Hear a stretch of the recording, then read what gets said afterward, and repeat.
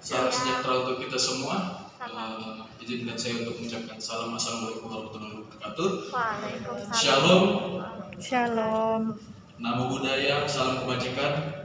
Siang ini saya akan mempresentasikan sosialisasi pentingnya pelayanan transfusi darah sesuai SOP. Jadi dalam pembicaraan ini bukan tentang klinisnya bagaimana transfusi darah, tetapi lebih kepada penyesuaian SOP transfusi darah yang ada di Sudarso dengan Peraturan Menteri Kesehatan tahun 2015 tentang standarisasi transfusi darah. Kemudian yang poin yang kedua tentang legalitas dan pentingnya pelayanan transfusi darah itu sesuai SOP. Kita mulai dari pengertian pelayanan transfusi darah. Pelayanan transfusi darah itu merupakan upaya pelayanan kesehatan memanfaatkan darah manusia sebagai bahan dasar dengan tujuan kemanusiaan dan tidak untuk tujuan komersil, artinya untuk tidak diperjualbelikan. Sedangkan pelayanan transfusi darah merupakan upaya pelayanan kesehatan yang meliputi perencanaan, pengarahan dan pelestarian pendonor darah, penyediaan, pendistribusian dan tindakan medis saat pemberian darah, yang tujuannya untuk penyembuhan penyakit dan pemulihan kesehatan. Nah, indikasi pemberian darah itu ada beberapa faktor. Poin pentingnya ada 4. Yang pertama, perbaikan klinis kepada pasien. Kedua, memelihara dan mempertahankan volume darah, mengganti kekurangan komponen seluler dalam kimia darah tersebut. Kemudian meningkatkan oksigenasi jaringan. Manfaat transfusi darah yang pertama dapat mengetahui golongan darah, dapat menambah cairan darah yang hilang dalam tubuh, kemudian menyelamatkan jiwa pasien tersebut. Ada beberapa jenis transfusi darah yang pada umumnya kita ketahui. Yang pertama PFC, tujuannya untuk menaikkan HB. Yang kedua trombosit, frozen plasma atau FPE. Kemudian whole blood atau darah lengkap.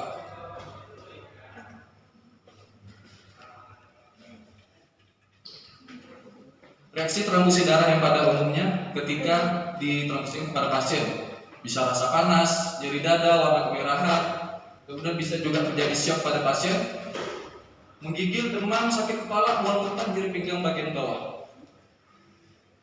Kita lihat SOP pemberian transfusi.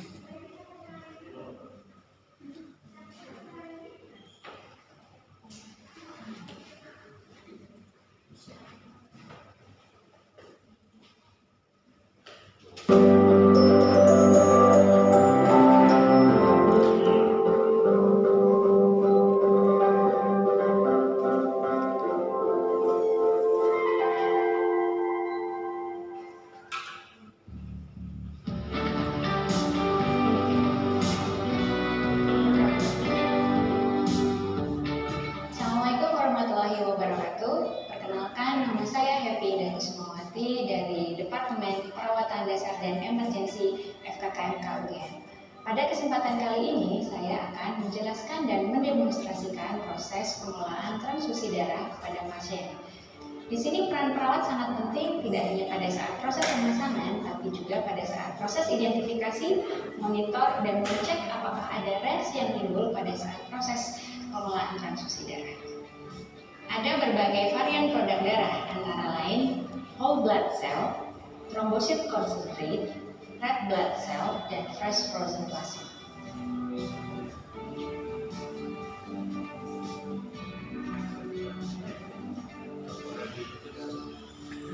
Setelah melakukan pengecekan transfusi darah sesuai dengan advis dokter, kita akan melakukan uji kompatibilitas dengan tujuan untuk mengecek golongan darah pasien dan resusnya, sekaligus untuk melakukan cross matching. Di sini cross matching dilakukan dengan cara mengambil sampel darah pasien dan kemudian kita lakukan pengiriman ke UPGD. Alat-alat yang dibutuhkan pada proses transfusi darah antara lain transfusi set, sodium klorid, dan produk darah.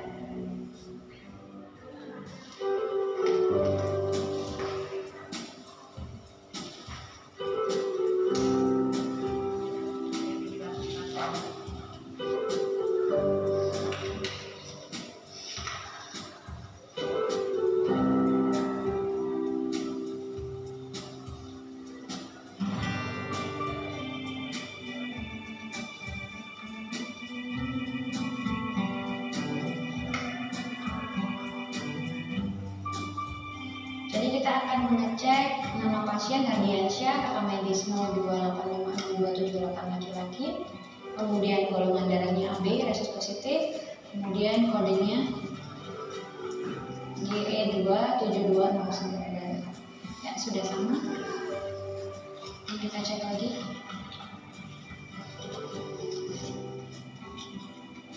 Nama Hardiansyah, kemudian golongan darahnya AB, resus positif, rekam medisnya juga sama, kemudian kodenya.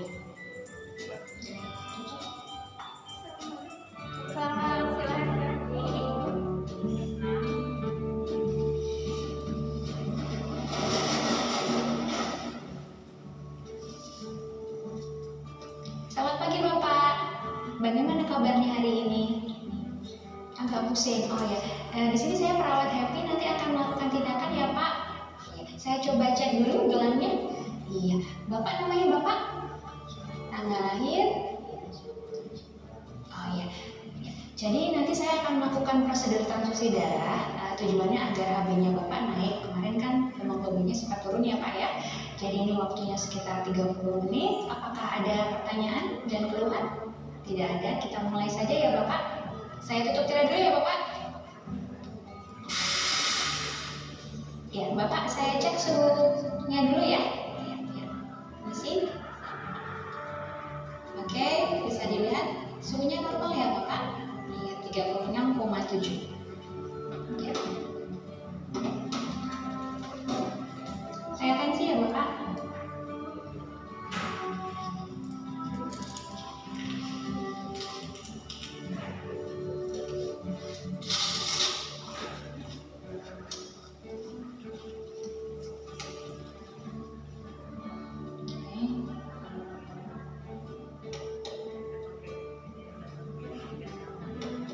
Suhu tekanan darahnya normal 120/80.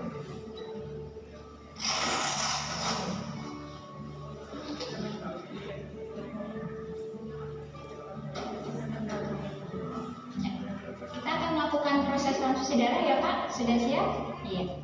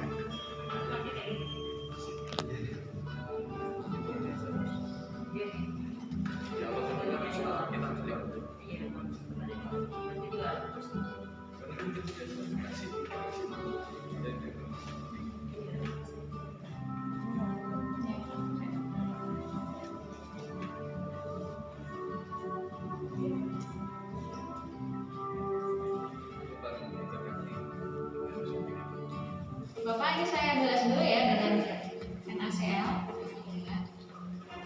Kemudian nanti ada teman saya yang akan masuk, terus kemudian kita akan melakukan pengecekan apakah ininya sama atau tidak. Gitu ya Bapak?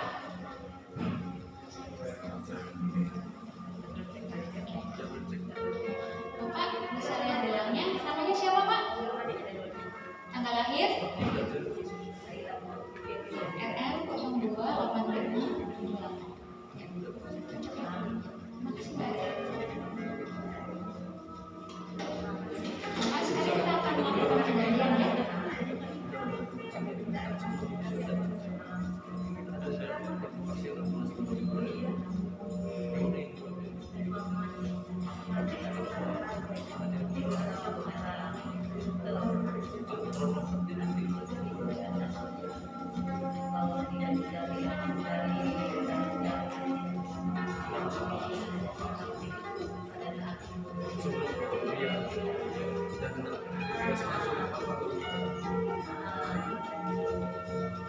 Bapak,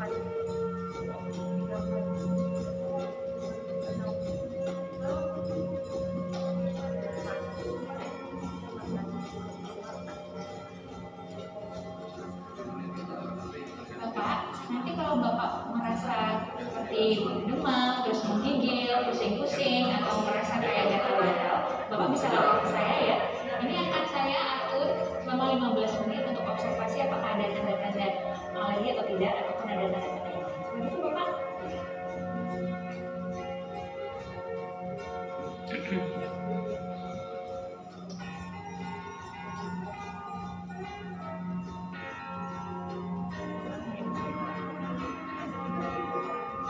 Iya Bapak, 15 menit lagi nanti saya akan kesini untuk mengecek keadaan Bapak ya.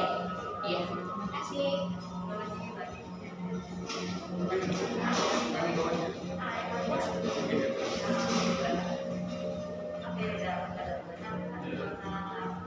Oh iya Bapak, gimana perasaannya? Apa ada keluhan-keluhan juga?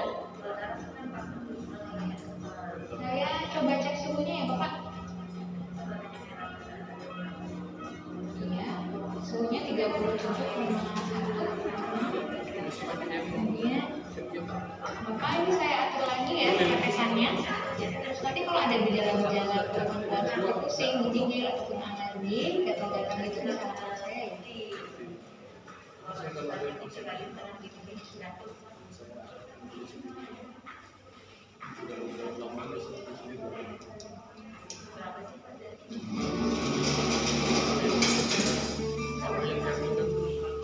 Iya. Bapak, saya cek dulu ya. Ini sudah stabil, saya ganti dulu dengan anak saya ya. Ya.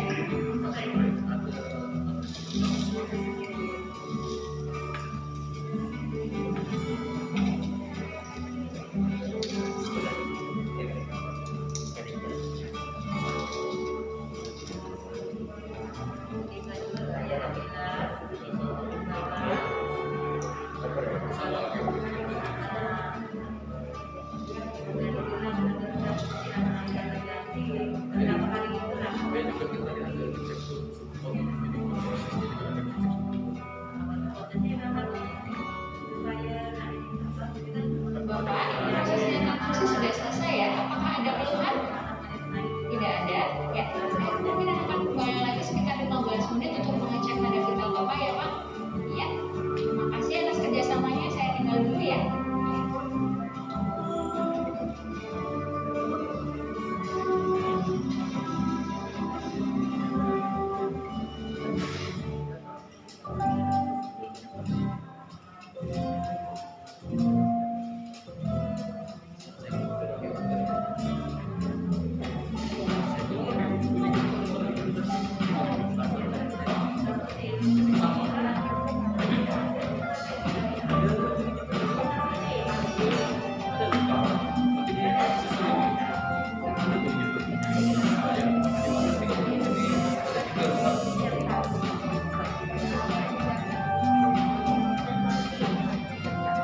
Oke, itu sekilas dari SOP yang hampir mirip dengan punya kita di Sudarso.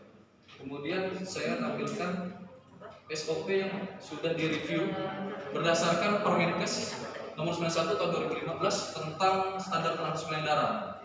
Kurang lebih yang tahun 2020 yang punya rumah sakit Sudarso itu hampir sudah sama ya, cuman ada yang beberapa yang kurang, yang paling krusial karena tidak ada untuk persetujuan informed consent. Karena kadang-kadang kita itu melakukan tindakan pemberian transfusi darah karena lupa, lalai untuk meminta informed consent. Karena kan sudah diinform harus consent, tanda tangan.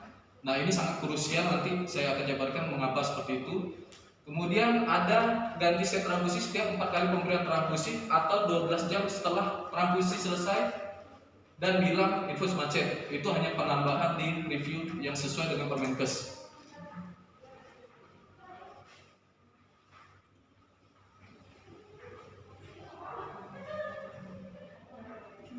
Lanjut. Mengapa penting untuk melakukan pelayanan transfusi darah sesuai SOP? Yang tadi saya bilang dalam keadaan ramai di ruangan pasti kita beberapa kali juga mengalami lalai lah untuk meminta info konsert, atau biasanya keluarga pasien juga sering berganti. Kita harus mencoba ulang bagaimana proses transfusi darah itu, resikonya seperti apa, kadang kita lupa. Saya akan mulai dengan kewenangan perawat.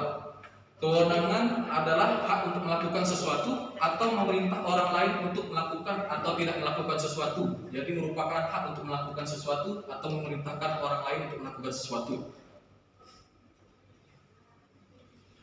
Nah, pada umumnya jenis kewenangan itu ada 3. Yang pertama atribusi, yang kedua delegasi dan mandat. Atribusi itu merupakan hak atau wewenang yang diberikan oleh undang-undang. Jadi misalnya contohnya undang-undang memberikan kita kewenangan untuk melakukan praktik keperawatan. Nah, itu diberikan secara langsung oleh undang-undang. Itu atribusi. Pertanggungjawabannya itu adalah orang yang memegang hak tersebut. Delegasi itu adalah pemberian wewenang kepada orang yang punya hak kewenangan memberikan delegasi kepada orang yang diberikan kewenangan. Artinya begini, contohnya misalnya A, contoh simpel, dokter memberikan kewenangan pada perawat untuk memberikan transfusi darah. Jadi kewenangan atau pertanggungjawabannya itu sama-sama, maksudnya dalam artian selama perawat itu dirasa mampu untuk melakukannya dan sesuai dengan SKP-nya dia, berarti ini termasuk dalam delegasi. Yang kemudian mandat itu sepenuhnya menjadi pertanggungjawaban yang memberi kewenangan.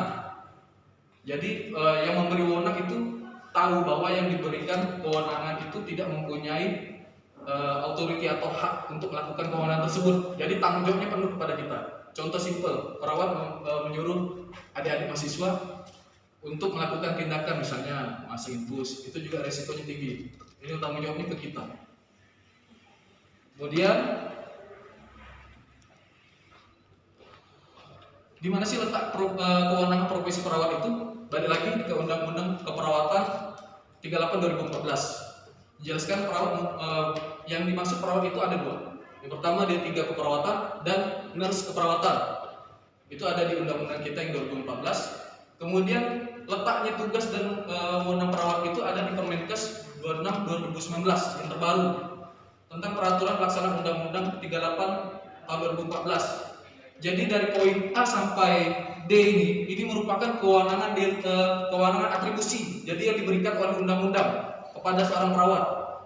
Yang poin E itu pelaksanaan tugas berdasarkan kelimpahan wewenang itu adalah contoh delegasi. Contoh delegasi, bisa delegasi dari atasan ke bawahan, bisa dokter ke perawat atau perawat ke tenaga kesehatan yang lain. Kemudian pelaksanaan tugas dalam keadaan keterbatasan tertentu. Nah, ini nanti disesuaikan dengan peraturan yang membawahinya. Kenapa menjadi penting bahwa kita harus melakukan proses pelayanan transfusi itu sesuai dengan SOP? Kita lihat, ada beberapa kasus yang sebenarnya ini yang terblow up. Kalau yang tidak terblow up itu sebenarnya sudah diselesaikan kasusnya itu di rumah sakit masing-masing. Jadi biasanya sudah dimediasi. Tahun 2016, tahun 2015, 2011, dan ini yang tahun 2017 yang terakhir, itu hampir semuanya memberikan transfusi yang salah. Untuk yang tahun 2016 ini berantai ya. Jadi termasuk petugas UTD PMI-nya juga ikut menjadi tahanan kota.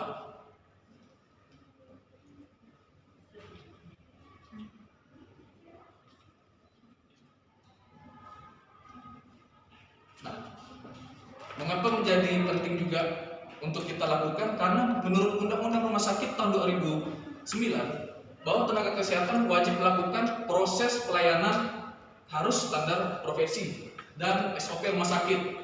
Jadi dari undang-undang itu sudah ada. Itu yang harus kita lakukan sesuai standar operasi prosedurnya.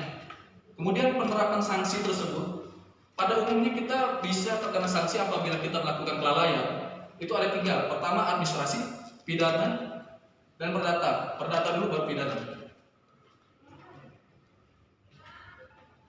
Sanksi administrasi.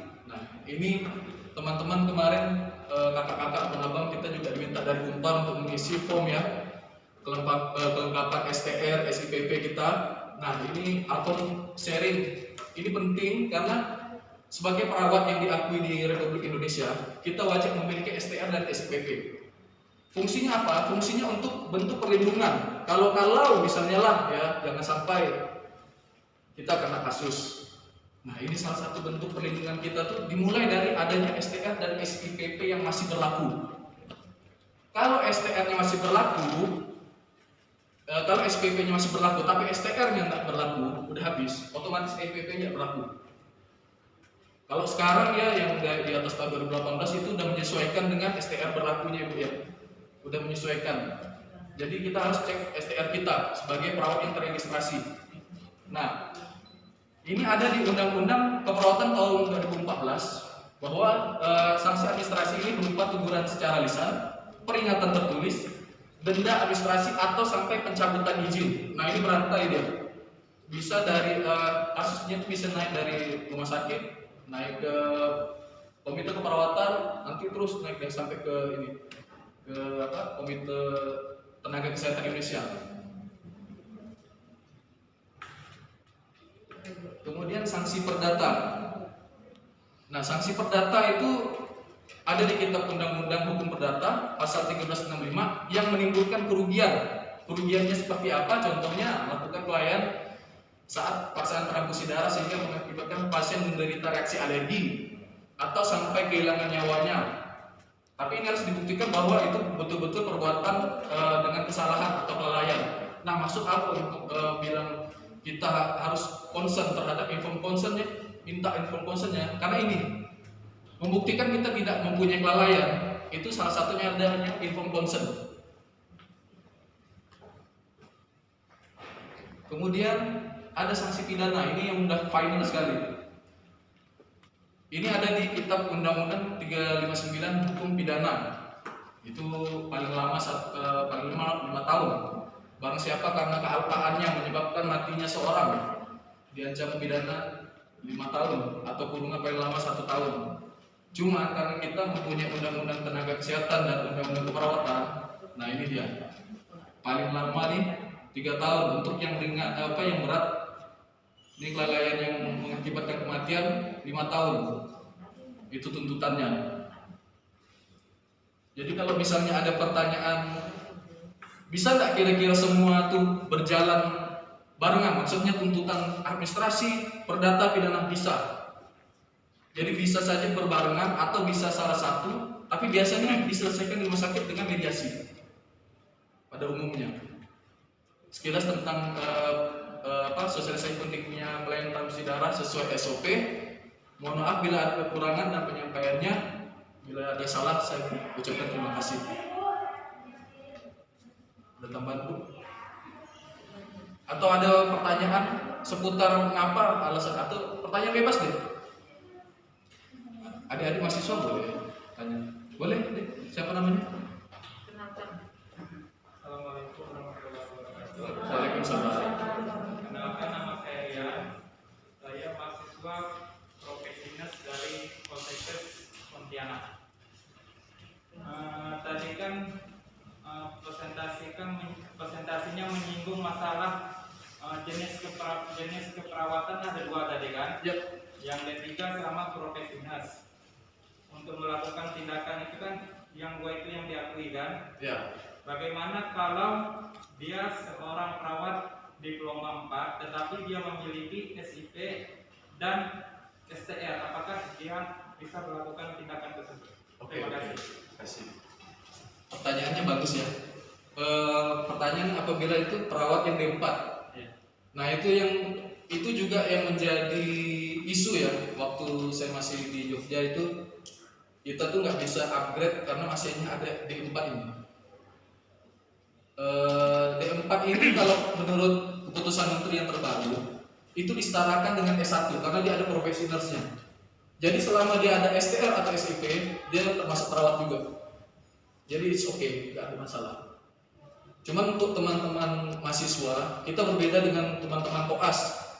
Teman-teman koas itu punya undang-undang praktik pendidikan kedokteran, sementara kita tidak.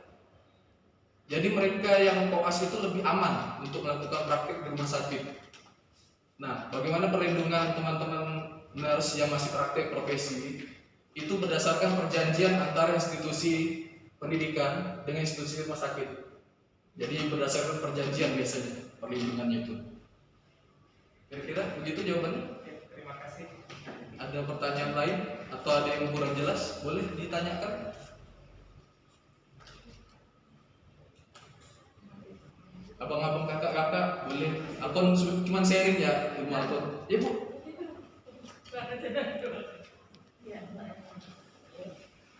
Saya menanyakan kita ada adik-adik yang baru-baru kan belum tahu juga. Kadang-kadang kan kita seharusnya kita kasihkan premedikasi gitu. Ya. Sebelum memasukkan transfusi itu premedikasi sesuai dengan Instruksi dokter. dokter. Iya, di SOP kita tuh ada Bu. Sudah ada. Cuman itu kan dia sekilas yang diambil videonya tuh yang hampir mirip dengan SOP yang kita punya. Tapi kita kasih tahu juga. Iya, ada pemberian premedikasi biasanya itu di SOP kita. Kalau di SOP kita tuh masih furosemid, tapi di situ ada slashnya atau instruksi dokter.